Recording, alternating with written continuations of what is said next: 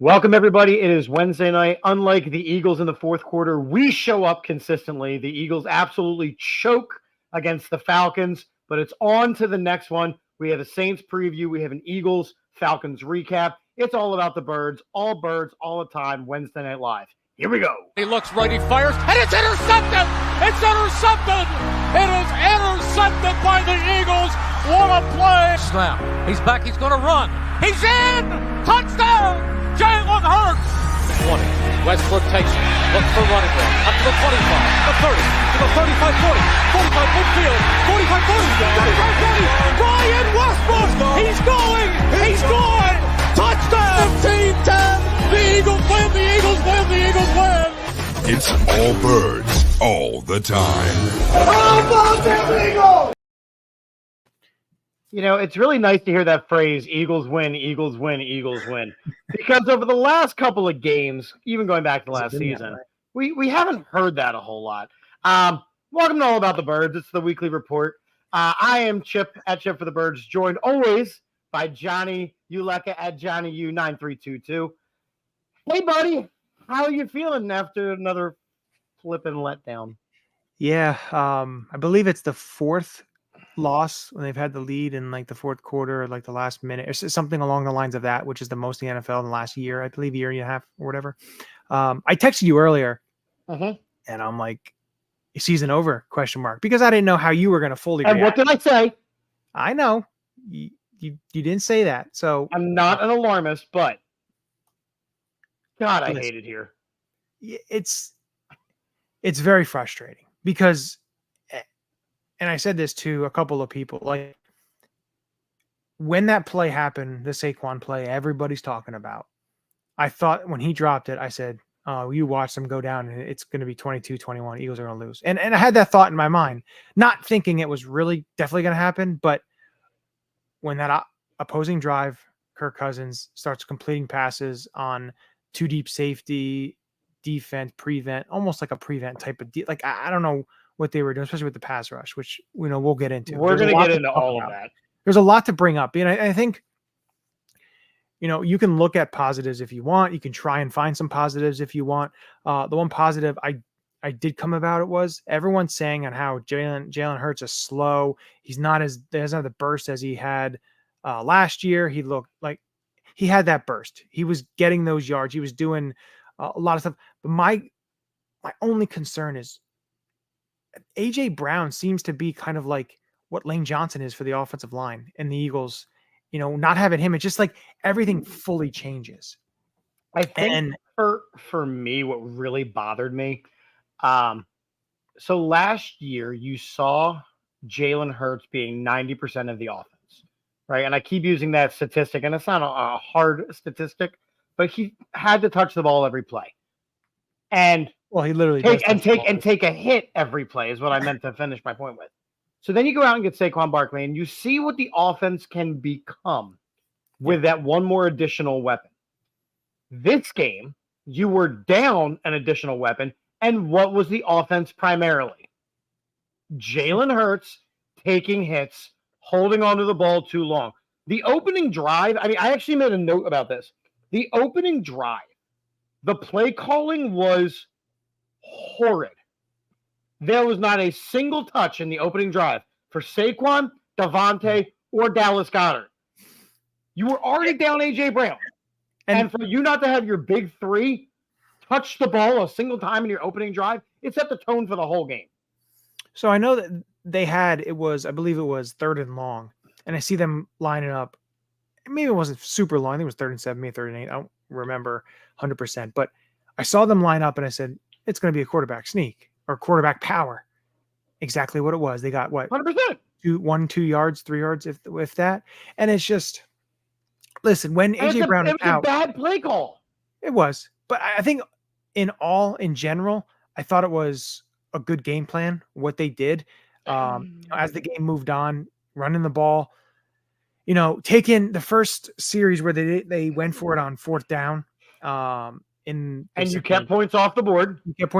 But Saquon was getting 9-10 yards, chunk plays. But then my big thing that I was little upset with was, yes, Kenny Gainwell came in. Saquon's a little winded. Okay, I get that. Ran the ball. They was okay. Third down, I think it was 3rd and 4.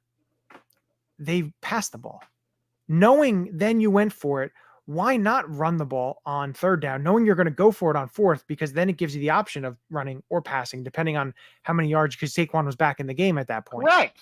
And they didn't do that. I think at points they were over aggressive when they didn't need to be. And at some points they were very laid back when they should have been aggressive. And there's two tails to that. I get that. But I still think all in all, the offense, it wasn't as bad as people kind of make it out to be. I think the other, you have to look at, in my mind, what were things that were working, what were things that were not working. The RPO was not working. And how do you know that? Because 4 of them got called back because Cam Jurgens was 15 yards downfield, right? When things don't work, the definition of insanity is continuing to try to do them over and over again. I will say this, though. I saw. It didn't work. I will say this, though. Jalen Hurts against the blitz is absolutely stepped up his game from last year. Which is phenomenal. And we know that he still has the ability to run. I enjoy that he was running the ball. But the problem was that was a bad game plan. It was a bad game plan. If you are down an A.J. Brown, you have got to get the ball to Devontae Smith. You've got to get the ball to Saquon Barkley. You've got to get the ball to these guys and Dallas Goedert and make them stop you. Britton Covey being your leading receiver should not have happened in the first quarter. Leading receptions, right? Leading receptions. That's not I the think answer. He was second because I think Devontae had 7 for 74. I said in the first quarter. Oh, okay. Because Covey was 6 for 28. Doing that 1 and 2 times, kind of water to your screen, that's fine. I get that. That's all good. But he gets taken down by a finger. He's not. I get what they're trying to do, and I'm okay. With that. But okay, and kind of continuing, and that's where we can even transition over to the defense a little bit here. Yeah. Where are our big free agent acquisitions? Where is Jahan Dotson? You had a window here. Where is Bryce Huff? But 1 catch for 6 yards. Where's Bryce Huff? Bryce Huff in 2 games has 0 tackles. He is this generation's Ryan Kerrigan so far. So the Huff thing is, I think it's more concerning. In fact, it's Huff and Sweat. The run defense. We've got no edge rushing. No, you don't have edge rushing. And Jordan Davis had to sit. What is it? The first drive of the first quarter? No, Jalen Carter. Jalen Carter had to sit. But listen, this is the positive spin on the defense that I saw, and it's very minute. And then we'll get into what we witnessed. Thomas Booker needs to play more. He had, I think, 8 or 9 snaps, 2 tackles for loss. He was making an impact. But does he? Why shouldn't he play more? Because if you've got your elite defensive tackles blowing up the center, why do you need Thomas Booker to play more? So my thing is this. You're getting gashed by the Atlanta Falcons. I believe it was 6.something yards, 6.8 yards per carrier. It was a lot. It was almost, I think it was almost 7 yards, because I know Fletcher Cox apparently sent a message to the team this is not what we do here. So you had struggles week 1 against Green Bay. And I think the thing about the run defense is,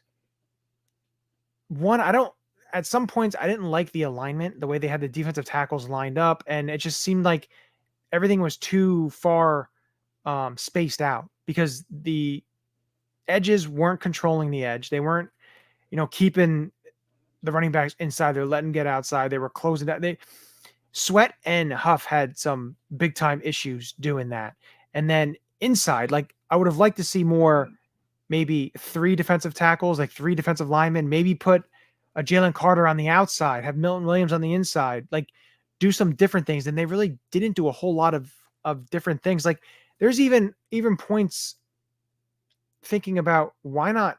And of course he was inactive, but Devin White inside, and you move Zach Bond as an edge here and there, let him rush the passer, once in a while here.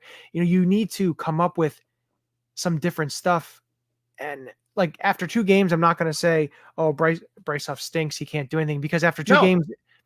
games, Hassan Reddick had 0 sacks his first season with the Eagles. So is there a possibility of him to break out and, be able to get sacks and be able to, cause havoc? Yes, there is. Absolutely. But as of right now, what we're seeing, there needs to be big time difference in terms of the way they play defense. We have talked about this in great detail many, many times, which is the way our defense is the most successful is when we are able with our front, and I'll say front 7, but in reality, our front 4 are able to get pressure on the quarterback. Yeah. That has not happened this year. And as I said, you had in week 1, you had Jordan Love just gashing left and right our defense. This week, you knew what Kirk Cousins was going to be able to do. It's because it's what Kirk Cousins statistically always does against the Eagles. Yeah. Statistically, he puts up huge numbers against the Eagles. The one thing that I will say, like the numbers are big chunks. You have 6.6 yards per play they gave up. Total yards 385, 233 passing yards, 152 rushing yards. The one thing that the Eagles have done in the first 2 weeks that they weren't doing last year, definitely, is the third down defense. Yeah.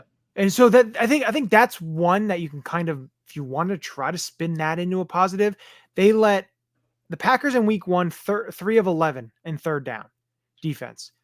They 2 of 9 for the Atlanta Falcons. Like if they can somehow be able to get this on the right page. And again, you're learning a new defense. Vic Fangio is different from what you've had. I know it's the same concept and scheme wise kind of, but it's different. It's a different voice in there. Of course, there's a lot of younger players, a lot of change on that defensive backfield. Listen, it's going to be the first month of the season. You don't win championships in September. I like the bend don't break mentality that they've been showing so far. I mean, that's a big thing as the season goes on. If they can, prevent them from scoring in the red zone and, give up plays, but not like humongous, like scoring play. Like there are things that are happening that you can be positive with. And, T over here saying there's not too much positive to be happy about this defensive side of the ballgame. I mean, if I'm really, really struggling to find one, it would be the fact of it is the bend and don't break mentality right this second. Now, with that being said, tell me, explain to me why when Kirk Cousins got the ball back in the fourth quarter for the 2-minute drive, there was once again no pressure on him, and he was able to pick up yards very, very quickly. To me, it would have been more sensible to play a little bit up, press, and maybe blitz a linebacker here. You got to get Kirk Cousins a little bit off, make him have to move, because if you're playing up on the receivers, I know they didn't want to get beat deep, but if you let everything in front of you and let them just chunk their way down the field, and unfortunately they did have an opportunity to get in field goal range and kick the winning field goal, but a bad play call or bad decision. It was bad. Yeah, you still had a timeout, so there was no reason to throw that ball.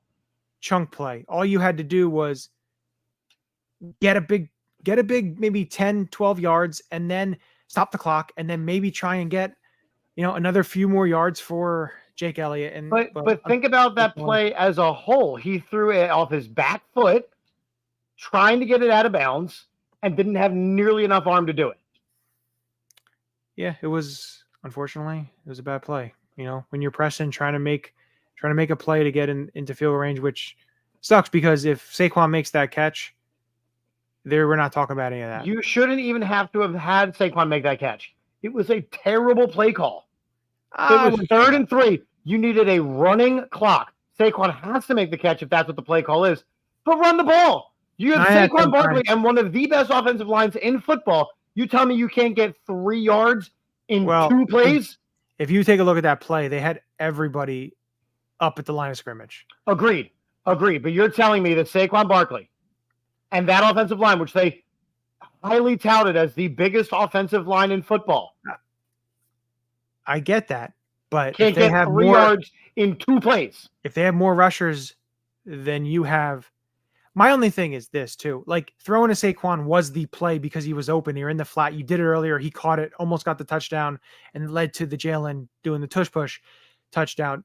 The thing about it too is if you watch that play and he rolls out, like of course you understand you're going to Saquon. It's just what it is. But Right. Dallas Goedert gets free and is wide open in the middle of the end zone. But that's not the play. That's if Saquon is covered up and the guy's coming down, you don't have that. Then you go to that. The first play is Saquon who's running wide open in the flat there. You throw it to him. Unfortunately, And again, he dropped it. In hindsight, like in the moment, okay, fine. The play had potential to be amazing had everything gone right. In hindsight, there was no reason to call a pass play there. None. It's one of those moves where if it works, he looks brilliant. And if it doesn't work, he looks like an idiot. It didn't work. He looks like an idiot. Yeah. No, I get it. Unfortunately it's frustrating. Now, luckily it was a Monday night game, so we don't have a whole heck of a lot to think about and, dwell over it. Oh, I'm dwelling. Unfortunately, you may want to dwell over it when you see the opponent the Eagles have this week, who have scored over 40 points in the first 2 weeks, and they absolutely dismantled the Dallas Cowboys in Dallas. 35 points in the first half. And, listen, it's going to be a tough game. Can the Eagles win it? Listen, I think this weekend showed you that really anybody can win no matter what week it is, no matter who you are, what team. The Vikings beat the 49ers. Look what the Saints did to the Cowboys. Eagles losing to Atlanta. Patriots almost pulling out the win to Seattle. Anything is possible. Look at the Raiders beating the Baltimore Ravens. Ravens are 0-2. So, unfortunately, anything is absolutely capable of happening. And I think the Eagles do have a shot, which we're going to discuss and I think it's a little bit enough talk of. Yeah, I'm upset. It's listen, bad. They lost. It is what it is. It's going to bring us to inside swoop time. Okay, cool. With ourselves, we're just going to break the game down. The last about half hour here. Going to talk about the Eagles matchup with the New Orleans Saints. Chip, I want your take on these first 2 weeks watching this New Orleans Saints offense play football. I think that the Saints are built to be a team that if they have a quality quarterback, can be very, very dangerous, right? It was never Jameis Winston. It was never Taysom Hill. Like, these are not quality NFL quarterbacks. Derek Carr, for all said and done he had a very good career in Oakland. Now, it just so happens that it's Oakland. But you look at Alvin Kamara. Alvin Kamara is a damn good running back. He is a multi-threat weapon. And yet he got very forgotten about in this offseason, right? Because he didn't really do a whole lot. There's the Michael Thomas of it all. He's not on the team anymore, but he was the big receiver that everybody kind of couldn't get out of their minds. For them to be scoring at the clip that they are scoring at it's flat out absurd, actually. Did I see that they've scored on every offensive possession? Is that something that I saw correctly? Well, I think it was like the first 15 possessions of that Derek Carr was there because they did put the backups in week 1, didn't score. Right. But when Derek Carr was in the first 15 possessions, they scored points. Yeah, like Chris Olave is becoming a top-tier wide receiver in this league. Shaheed is an absolute burner. Shaheed is a burner. Then you do add a Taysom Hill, who is a multi-threat weapon, right? So you've got, even like a guy like Foster Moreau who plays tight end. These are guys that can absolutely cook our team. And even if, Kamara goes out, Jamal Williams is a damn good running back as well. Like, what are we doing? Depth charts. Is that what you're looking at? I'm looking at the Saints depth chart. Oh, my God. Just do our like for the actual Saints. But no, I think the only thing that you can say a little bit for now, their offensive line is they got a rookie left tackle who's playing very well. So starting center Eric McCoy, who is one of the best in the league. Cesar Ruiz is a good guard. Lucas Patrick He's is somebody that I wanted coming out of college, actually. Yeah, I agree with you there. The right tackle Trevor Penning has had his ups and downs, so hopefully this could be a game where you can get some pressure on Carr. With Be a lot cooler if you did. What? It'd be a lot cooler if you did. Yeah. No, and you look at it too. They also have Jamal Williams as their backup running back. That's what I was saying. Yeah. You know, like you said, Taysom Hill, Juwan Johnson, Cedric Wilson, who is a decent receiver. But those two guys, Olave and Rashid Shaheed, are two absolute burners. They can beat you and will beat you if you let them get by you. So it is just very, very concerning seeing how we struggled against. I'm going to be honest. The Falcons had some players, but none of them should really have dominated our team, right? Kyle Pitts was a non-factor in that game. Right? Bijan Robinson had a damn good game. Yeah. But I mean, that was not a game that the players were significantly better. And as T mentioned, you saw that there was the play for the touchdown where Slay gets his eyes absolutely caught in the backfield. That can't happen against the Saints. A Saints team that is firing on all cylinders right now. Yeah. No, you're right there. And you even look at it. It's not only the Saints offense, their defense is very good and they will punch you in the mouth. And, can you go up against them and score points against their defense? At times, yes. Especially if Marshawn Lattimore is out again. I know he was out last week.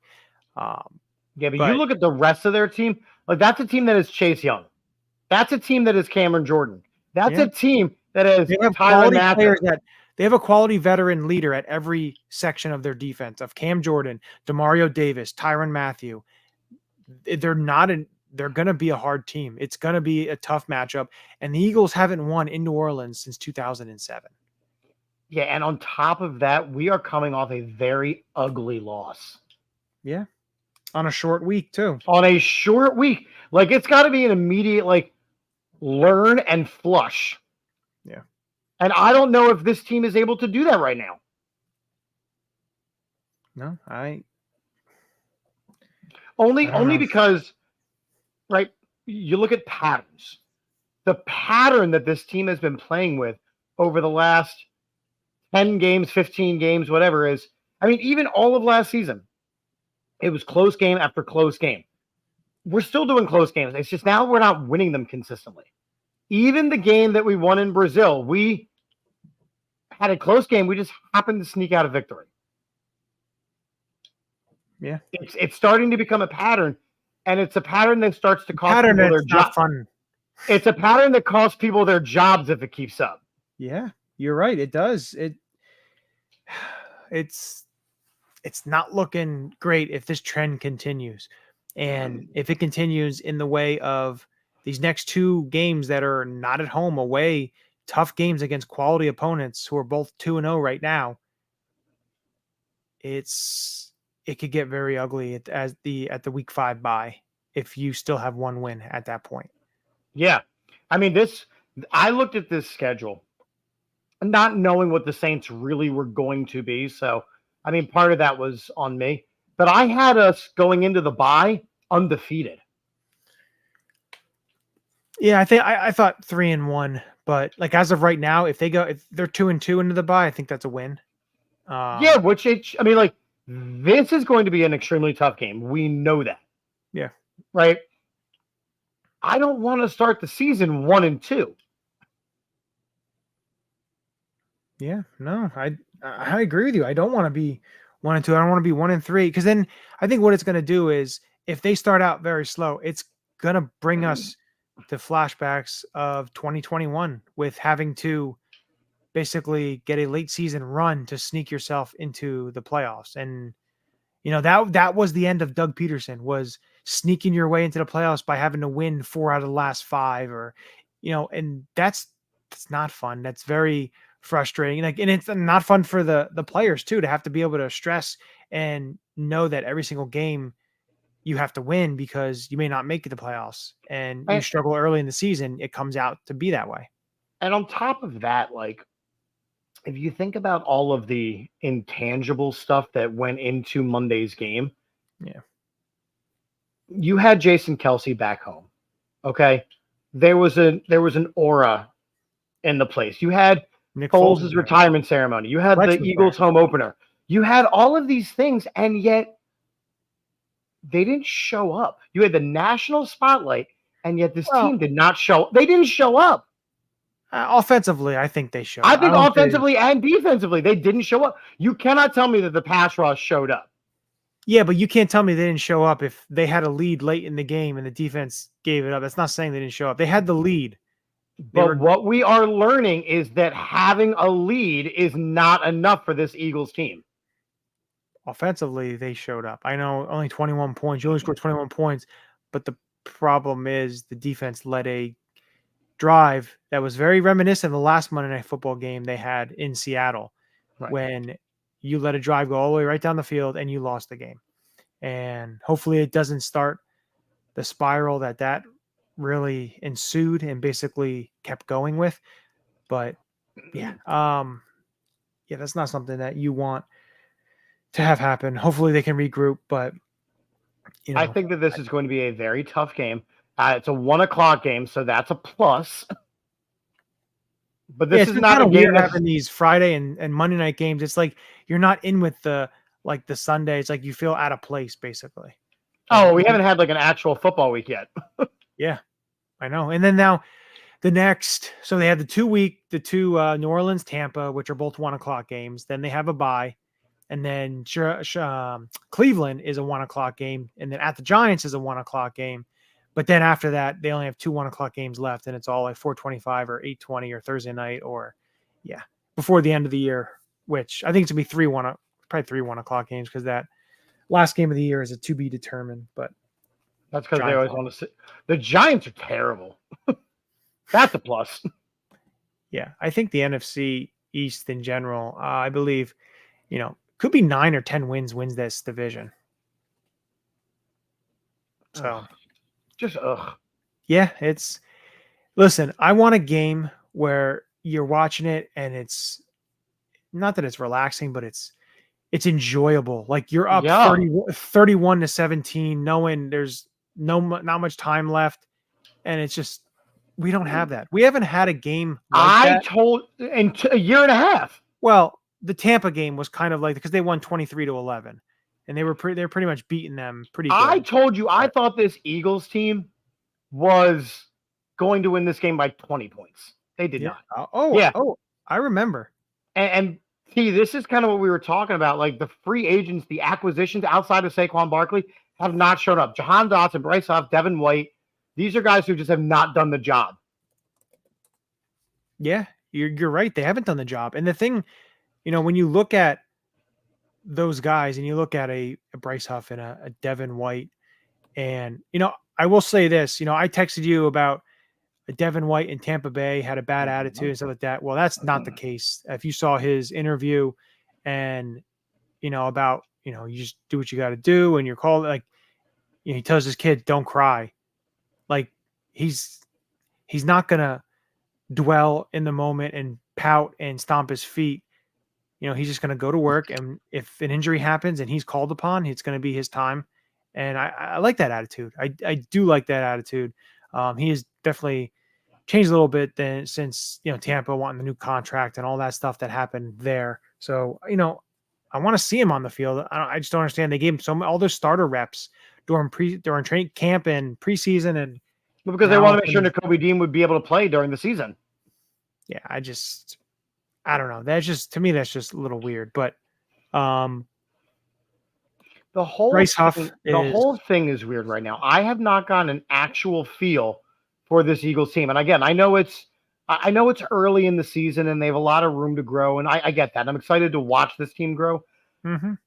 But after 2 weeks, I really don't know what this team is or going to be. Again, it's the same situation that on paper on paper, the way this team was constructed by Howie Roseman, this team should be a contender for the NFC title. Not the NFC East, the NFC. So At practice, that's not what I've seen so far. So just on T's comment earlier about the contract, Bryce Huff, everything there. So, his guaranteed salary, he's got like a little over $16 million left on it, almost 17 million of guaranteed. So that would be the dead cap that you would have. So it's not terrible. It's not a whole heck of a lot because they did add void years in the deal and stuff like that. So, but there is some, dead cap when you take a look, and dead money when you take a look at his contract. But, they need some pass rush help. And I know I posted last week. I just put like a mock trade, Hassan Reddick, bring him back. What if they did that? I'd be open in to playing it. shape because I need to start getting some pressure on the quarterback. I think he's in playing shape, but I'd love to have, I'd love to call the Jets and be, even if you're like, hey, you know what? Not that it's ever going to happen just because of the way the contract is structured and everything. We'll give you Huff, give us Reddick. We'll give you Huff in a late round, 5th round draft pick for Reddick. Not that it's going to happen because of the contract, everything you got to do there. The other one I thought about, actually 2 other ones I thought about. Rasheem Green, who's a free agent. He was hurt last year, so he's probably just finally healthy. Played really well before he got hurt for the Seahawks. And the other one is Yannick Ngakoue. I know we talked about him years ago. During the whole COVID and everything, 2020, he wanted to be traded he didn't want to play with Jacksonville anymore. And there was talk about the Eagles and stuff like that. Isn't and then he on Baltimore? Then he got shipped out to Minnesota, then to Baltimore. Then he went to the Colts, the Raiders, the Bears. He's had 7 out of his 8 seasons. He's had over 8 sacks. He had 4 sacks last year. Broke his ankle in week 13, I think. Or no, week 14. If he's fully healthy, and everyone's like, oh, he doesn't play the run. But if you can get to the quarterback, wouldn't you want someone on a 3rd down situation? But here's what I'm going to say. And I hear you are trying, in my mind, to solve the problem right now. Okay? If that was the case, if we needed to get a guy that we knew guaranteed was going to get pressure regardless of age, you don't get rid of Hassan Reddick. The logic behind Bryce Huff is that Graham is getting older. Huff will be able to fill that spot. So far, Huff has not. Huff has not filled that spot. Huff was the ascending player in free agency. A 25-year-old had just had 10 sacks, expecting him to take that jump, which not saying he can't take that jump. We're only in 2 games of the season. So not saying that he can't do that. But my aspect of it is looking at here. If you add a player like Ngakoue to your practice squad, let him for a week or 2, work his way in practice, stuff along the lines of that, be able to move him into a rotation pass rush type of role, because you're not getting, like, Nolan Smith isn't giving you all that much. Anything. And, Brandon Graham's doing the best that, for 36 years old, he's doing pretty darn well. Huff's not doing much for you. Sweat Huff is doing nothing. Sweat just looks it's tough to see because he just doesn't look right. I don't know. He just looks a step slow, and he just doesn't, I don't know. He just doesn't look right. And it's, unfortunately, the whole team doesn't look right yet. But I did see other people throw out some different scenarios, and they're talking more towards the trade deadline aspect and stuff like that. Like a Jadeveon Clowney who's playing for the Panthers, and the Panthers are going nowhere. They don't even have a quarterback. They just benched a rookie quarterback, which is the right move. I don't know about that. I just think their GM coach, they want their own quarterback because they did not draft Bryce Young. So, well, they'll figure out what happens there. But I do like that comment that T put up there about Eric Armstead. Now, he's playing for the Jacksonville Jaguars. Jaguars are 0-2, and they have a tough game coming up against I believe the Bills on Monday Night Football this week. So if they wind up keep losing, You never know. He'd be definitely an option. 6'7", can play end, can play tackle. But again, that's why I wanted the Eagles to address it and sign a veteran like a Calais Campbell who went to Miami. A big guy that could play outside, could play inside, a veteran in that room, because their interior defensive line, the oldest player is Milton Williams. He's the veteran of the group. They said that on air. I was blown away. Yeah. So it's interesting, because it's also interesting when you look at that last defensive possession. Somebody had posted it, and I watched it, and I didn't realize it at the time, but the starting defense was the interior. I think Moro Ojomo played all 6 snaps, which is absolutely mind-boggling to me that you wouldn't put a Milton Williams in there, or a guy like Jalen Carter, or you wouldn't put, because Brandon Graham came in for 2 snaps then, but you had, Bryce Huff in there. And I didn't get that move to have Moro Ojomo, who's not really great pass rusher inside. And, he's still a young player, 2nd year, 7th round pick. I didn't get that. And is it Vic trying to feel his way, find out, what he's got, who he's got, whatever that may be? I don't know, but I just want to start seeing something. I'm getting very tired of the defense, the lackadaisical, the bend but don't break. We're going to play off. We're going to, and it's all this if this doesn't work defensively, the Fangio, if this doesn't work, Howie needs to get rid of this thing that he has in This his coaching head tree of let's run this type of scheme. Like, why don't we run a Mike McDonald type of scheme, a Brian Flores type, a Sean McDermott type, Steve Spagnuolo type? Like, I want that kind of defense, and maybe they will get that if they struggle and they wind up cleaning house and doing whatever they have to do. We'll see. But as of right now, it's a wait and see, because it's a new defense, new coordinator. He's got some time. I just want to see a little bit something. I need to see some opportunistic turnovers. Right, Give me some damn turnovers. I'm not pushing the panic button yet, but my hand's hovering. After 2 weeks, I'm not, because I've seen Eagles teams over the years struggle first couple weeks, first month of the season. Right, exactly. I've seen Eagles teams play really well last year, 10-1 to start the year. In 2012, I believe they started 3-1 3-1, and they finished 4-12. So there is it's a wait and see approach. When you get into week 5, 6, 7, you're at that point of, okay, this is who we are. Let's see what you can go moving forward. So we're not there yet.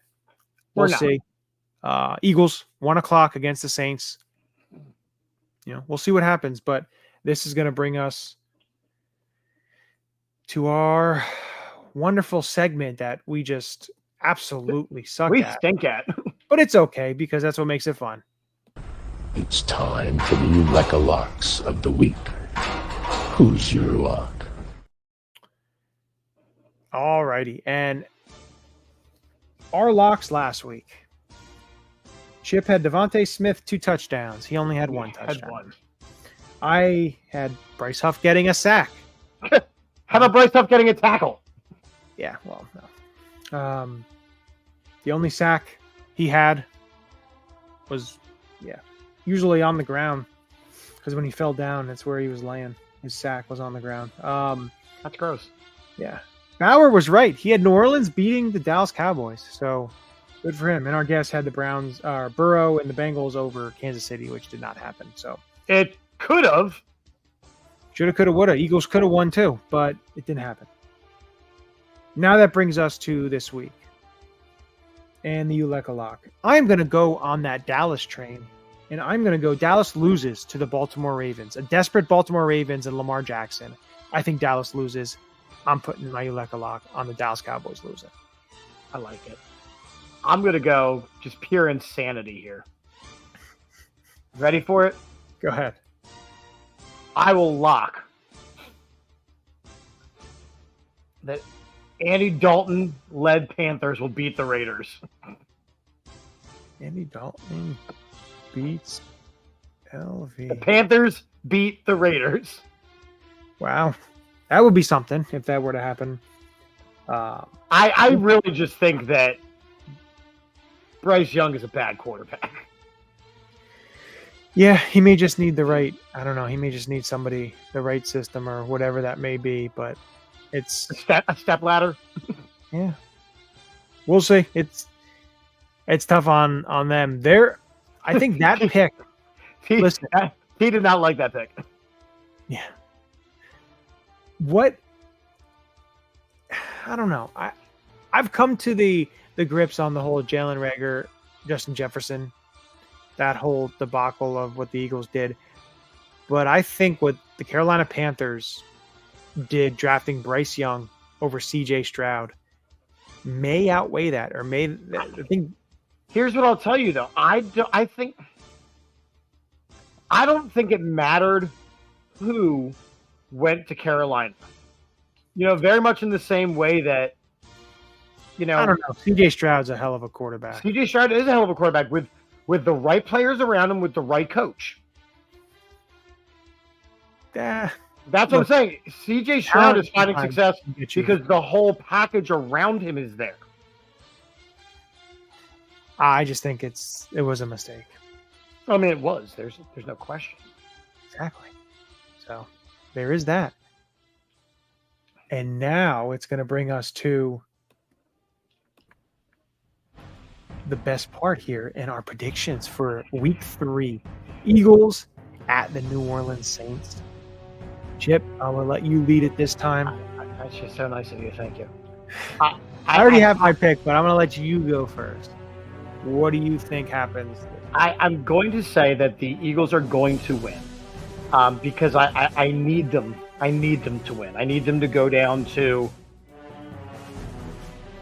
New Orleans and kind of do the job. I'm not very confident about the pick, but I need it to happen. So I'm going to go with Eagles 24, Saints 20. Wow.